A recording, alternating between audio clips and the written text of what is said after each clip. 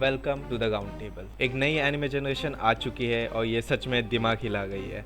Super natural adventure जो सोच के परे है, हार्ट पाउंडिंग एक्शन सीन्स और जॉ ड्रॉपिंग मॉन्स्टर बैटल्स। ये नए शो एनिमे की डेफिनेशन बदल गया है। आज हम बात करेंगे 3 सबसे ज़्यादा हाइप और धमाकेदार नए एनिमेस की, जिसमें कि दान, साकामोटो डेज और काइजू नंबर 8। भाई बिलीव मी, अगर तुमने ये मिस कर दिया तो तुम बहुत कुछ मिस कर रहे हो। तो हमारे पास जो आज पहला एनिमे है वो है दान, एक ऐसा एनिमे है जिसमें कॉमेडी, रोमांस, सुपरनैचुरल सारे एलिमेंट्स का ब्लेंड है। बेसिकली थोड़ा थोड़ा सब भर दिया इन्होंने। एनीवेज, जोक्स अपार्ट, दान एक बहुत ही अच्छा एनिमे है।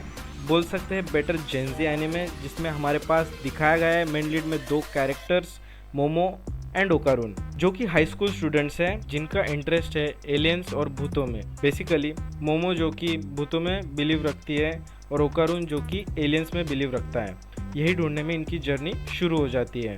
इनका जो वर्ल्ड है थोड़ा बहुत अजीब है, like mob psycho and FLCL animes का मिक्स, बट एक अपने अंदाज में जो इस एनिमे को स्पेशल बनाती है। दान को खास बनाती है उसकी पूरी अनप्रेडिक्टेबल स्टोरी। जैसे एक पल में आप देखोगे इन दोनों को मज़े करते हुए और इनकी उम्र पे हंसोगे, और अगले ही पल में आप देखोगे एक धमाकेदार fight scene.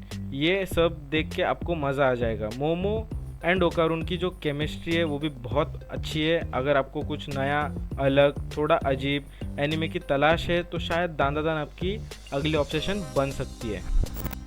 Okay, so let's talk about the second anime, which is Kaiju number 8. This story is written and illustrated by Naoya Matsumoto. ये स्टोरी फॉलो करते हैं हमारे मेन लीड को, which is हिबिनो काका, जिसका ड्रीम है कि वो डिफेंस फोर्स ज्वाइन करे ताकि वो ह्यूमैनिटी को प्रोटेक्ट कर सके बाकी काइजूस से। बट एक्सीडेंटली वो एक इंसिडेंट में खुद एक काइजू बन जाता है। अपने प्रोटैगनिस्ट की स्टोरी यहाँ से स्टार्ट होती है। And if you want to know more, please go and watch the anime. मैंने ये एनिमे देखा था जब ये ऑनगोइंग था।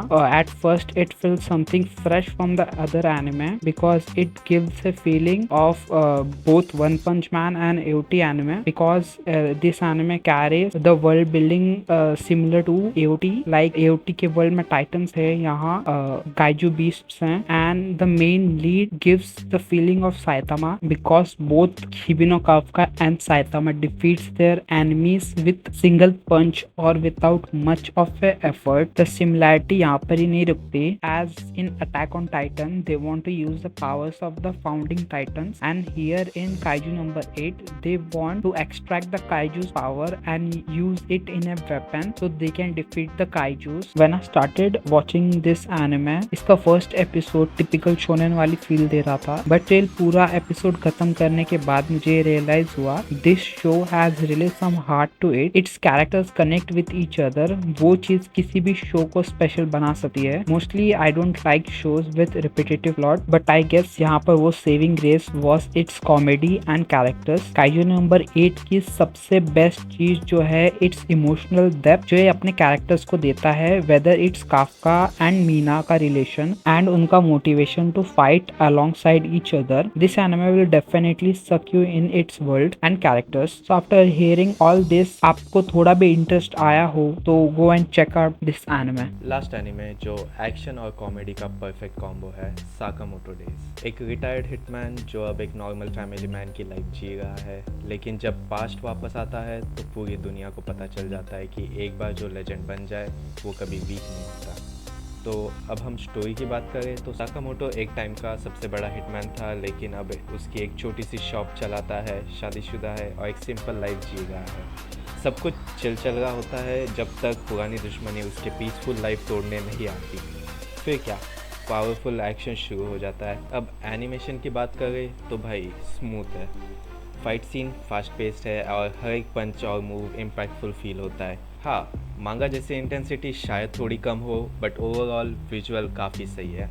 अब हम कॉमेडी एंड फन फैक्टर में गए तो एक्शन के साथ साथ कॉमेडी भी फुल पावरफुल है। साकामोटो का काम एटीट्यूड और उसके ओवर द टॉप फाइट्स एक अलग ही मज़ा देते हैं हमें इस शो में।